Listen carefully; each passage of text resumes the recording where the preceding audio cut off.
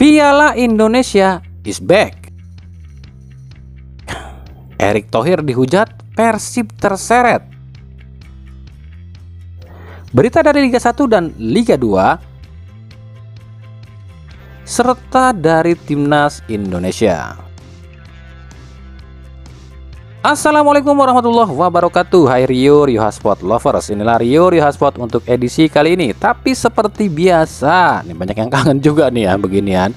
Sebelum kita bedah satu persatu beritanya, saya tetap mohon dukungannya untuk channel ini agar terus berkembang dan bisa memberikan berita informatif yang tentunya semoga saja bermanfaat untuk kita semua. Caranya gampang, dengan klik subscribe, aktifkan juga notifikasi loncengnya, like, share, dan juga komen. Dan inilah Rio Hotspot selengkapnya.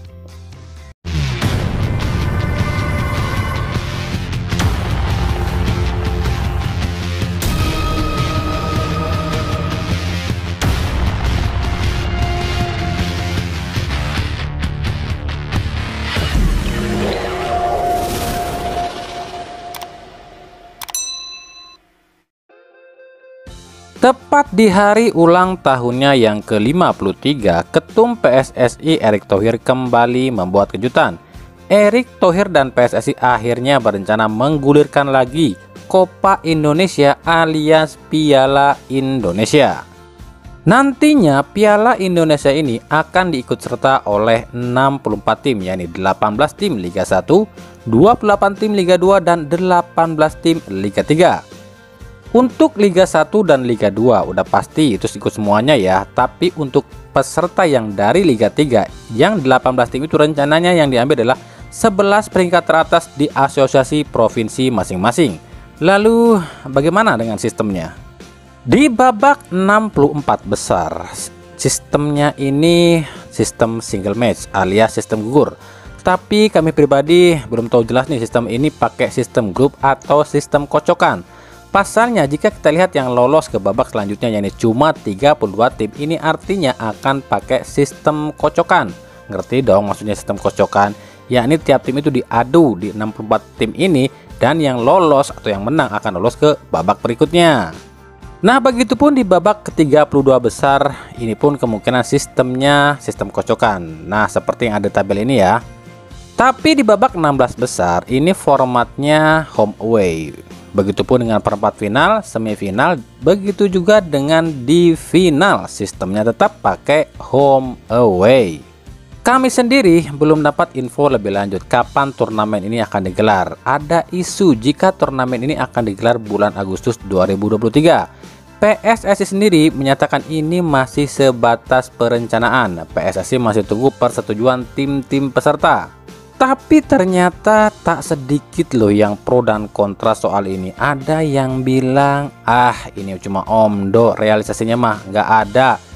Lalu ada juga yang bilang, kok finalnya home away, lucu amat, dan lain-lain. Buat kami, ini meskipun nantinya terrealisasi atau tidak, itu bukan soal. Yang penting PSSI ini udah mau nunjukin jika apa yang diminta oleh para penggemar sepak bola kita satu persatu akan diwujudkan. Kami pribadi berharap semua turnamen resmi yang ada di Indonesia ini bisa dijalankan lagi seperti Liga, Copa, dan Piala Superliga. Ya memang harus gitu jika mau dibilang liga yang kompetitif dan bisa bersaing di kancah internasional.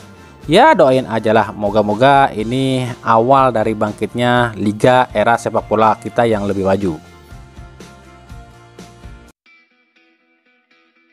Di sisi lain, Ketum PSSI Erick Thohir benar-benar menyoroti Piala Asia U23 2024 di Qatar. Bukan tanpa alasan, Erick ingin mengubah sejarah yang sejak 2013 Indonesia tak pernah lolos dari babak grup di ajang ini. Di 2013, Indonesia finish di urutan keempat di babak grup. Dan itu nggak lolos ya. 2016, Indonesia jadi runner up grup tapi nggak lolos sebab Indonesia nggak terpilih sebagai runner up terbaik. 2018 Indonesia hanya finish di urutan ketiga di babak grup, dan 2020 Indonesia finish di urutan ketiga. Sementara di 2022 lalu Indonesia finish di runner up tapi tetap tak lolos. Di 2024 nanti dengan lawan yang notabene ya nggak terlalu berat lah, Eto berharap timnas U23 ini mampu membuka sejarah baru dan mencatatkan sejarah baru jika Indonesia akan mampu lolos dari fase grup di Piala Asia U23. Di sisi lain, PSSI mendapatkan sponsor lagi, kali ini dari Bank Syariah Indonesia alias BSI. BSI akan ikut serta mensponsori timnas khususnya untuk laga FIFA Matchday Indonesia versus Argentina. Terlihat di postingan PSSI, kerjasama ini dilakukan. Buat kami pribadi ini kemajuan sih buat PSSI ya, yang memang bertekad punya uang sendiri tanpa harus merajuk sama klub. Dan tentu ini terobosan baru yang Erick Thohir usung. Tapi meskipun sejumlah perubahan dan terobosan udah dilakukan oleh Eto'o, tetap aja ya masih banyak yang benci sama Eto'o. Eto'o dianggapnya antek tim-tim tertentu, tim anulah, tim inilah. Eto'o dianggapnya cuma peduli sama tim-tim tertentu aja. Seperti yang baru-baru ini terjadi, usai PSSI mengumumkan harga tiket Indonesia versus Argentina, ada aja, dan bukan ada aja sih, emang banyak akun-akun yang menghujat Eto'o, yang bilang Eto'o nggak punya otak keluarkan harga tiket segitu mahalnya, dan bilang Eto'o ini anteknya Persib dan lain-lain. Seperti yang dituliskan di akun Instagram Jakarta Football Story yang mengupload harga tiket Argentina versus Indonesia. Terus dikomentarin ini tuh gara-garanya fansnya Persib dan malah menghujat fansnya Persib. Tuh baca sendiri ya, kalau postingan aslinya sih udah dihapus. Kami ingatkan ya, janganlah kalian seperti itu. Apa yang kalian lakukan itu sama sekali nggak berguna. Bukannya mendukung kemajuan sepak bola kita, malah bikin rusuh. Jadilah akun-akun bola itu yang dukung sepak bola kita, bukan jadi pemecah. Kalau soal harga tiket segitu, maaf, bukan berarti kami bilang harganya mahal atau murah ya. Tapi lihat dong, maksud dari itu semua. Apa mau PSSI ini ngemis-ngemis terus sama klub? Ya wajarlah PSSI buka harga segitu. Soalnya itu yang didatangin timnas nomor 1 dunia loh yang datang. Kalau kalian ngerasa pecinta timnas sejati, kami pikir harga segitu nggak sebanding dengan apa yang akan dirasakan atau impact yang akan dirasakan oleh Indonesia nantinya. Nah, kalau kalian protes dengan harga segitu, pertanyaannya di mana rasa nasionalisme kalian? Masa tiket Coldplay yang harganya 4 juta aja kalian nggak protes, giliran tiket timnas yang segitu kalian protes? Cuma yang kami bingung, apa hubungannya tiket timnas dengan Persib? Kan bukan Persib yang mendatangkan timnas Argentina, itu kan Eto'o yang datangin. Kok Persib yang dibawa-bawa? Kalau kalian pikir Eto'o ini adalah anteknya Persib lantaran waktu Eto'o nyalonin diri jadi ketum itu didukung sama bosnya Persib, lah bos kalian pun datang loh dukung Eto'o. Kalian lupa di situ ada Raffi Ahmad yang dukung Eto'o juga. Dan kalian gak tahu Raffi Ahmad itu posisinya apa di Persija? Atau kalian mikir Raffi Ahmad ini cuma bosnya Rans gitu? Apa kalian lebih dukung Lanyala Mataliti gitu buat jadi ketum? Lah terus kapan baiknya sepak bola kita kalau ketumnya gitu-gitu aja? Kapan benernya sepak bola kita kalau ketumnya dia lagi? Aneh ini mah. Udahlah, kita ini harusnya dukung hal-hal yang baiknya dari PSSI. Nah, yang buruk-buruknya dari PSSI baru kita protes. Kalau emang kalian merasa tiket FIFA Matchday ini terlalu mahal, ya udah nonton di TV aja, beres kan? Gak usah bawa-bawa tim lain, apalagi menghujat-hujat fansnya tim lain. Aneh. Udahlah, ayolah berdamai. Kemarin udah janji supporter semuanya bersatu, tapi kenapa masih banyak yang kayak gini? Kapan dewasanya netizen kita? Yang gini sepak bola kita mau maju, mimpi. Maaf, kami nggak belain tim Persib lo ya, kami nggak belain fansnya Persib lo ya. Reaksi kami tetap sama. Jika ada 1-2 belah pihak supporter yang menyalahkan supporter lain atau tim lain, maka kami pun akan memprotes itu. Mau itu tim manapun itu ya, bahkan tim Persija atau supporter Persija pun dilecehkan atau dihina, kami pun akan protes. Ayolah, kita bangun sama-sama sepak bola kita. Buat akun-akun yang ngakunya akun bola atau akun fansnya klub, ya harap lebih bijak lagi lah dalam membuat postingan. Karena ingat, kita tidak akan pernah menjadi tinggi dengan merendahkan orang lain. Kita tidak akan jadi terhormat dengan menghina orang lain. Dan kita tidak akan jadi besar dengan menginjak orang lain.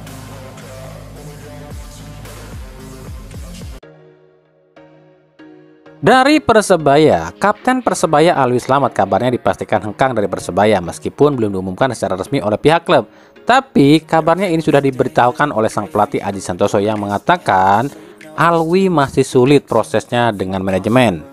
Bahkan di akun Instagram Alwi Slamet sudah dipenuhi ucapan terima kasih. Ya, tanda-tanda Alwi akan hengkang ini sudah terlihat saat pertandingan game 7.30. Aji Santoso memilih Reva Adi Utama sebagai kapten, yang artinya ini sekaligus simbol ada yang baru, yang lama otomatis dilepas. Lalu kemana Alwi Slamet akan berlabuh? Nah, ini belum tahu ya, ada yang bilang ke klub anu, tapi jika kita berkaca pada siapa Alwi ini, yang tentu bisa kita tebak ya. Alwi adalah anggota TNI Angkatan Darat yang memiliki tugas atau bertugas di Rindam 3 Siliwangi dan tercatat sebagai Komando Strategi Angkatan Darat Siliwangi. Nah, apakah Alwi akan dipanggil ke kesatuannya, yakni di Bandung, dan sekaligus hijrah ke Bandung atau ke klub lain? Madura United mungkin? Borneo FC jadi tim kedua yang melengkapi slot asingnya musim depan. Yang terakhir, Borneo FC mendatangkan bek asal Portugal, Silvario Junior. Bek berusia 27 tahun ini melengkapi slot asing Borneo FC. Jadi ada Matheus Pato, Leo Lelis, Kehirose, Jele Gosling, Wing Naintun, dan Silverio Junior. Tapi lagi-lagi ya, Borneo FC menggantung nasib satu pemain seperti tahun-tahun sebelumnya. yakni saat ini ada Julio Cesar yang masih menggantung nih, yang kabarnya sih mau dipinjamkan, tapi ya nggak tahu deh. Sebelumnya udah ada Persita Tangerang yang jadi tim pertama yang melengkapi slot asingnya musim depan. Setelah ramai digosipkan akan kembali ke Persib, gelandang Gaek Haryono terpantau tengah negosiasi dengan tim Liga 2 PSIM Jogja.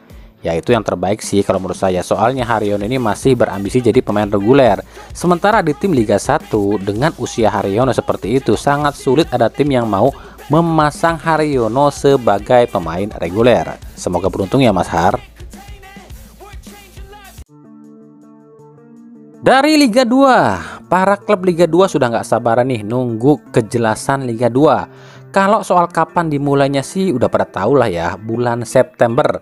Tapi yang ditunggu-tunggu adalah soal regulasi, terutama pemain asing. Apakah Liga 2 tuh akhirnya pakai pemain asing atau tidak?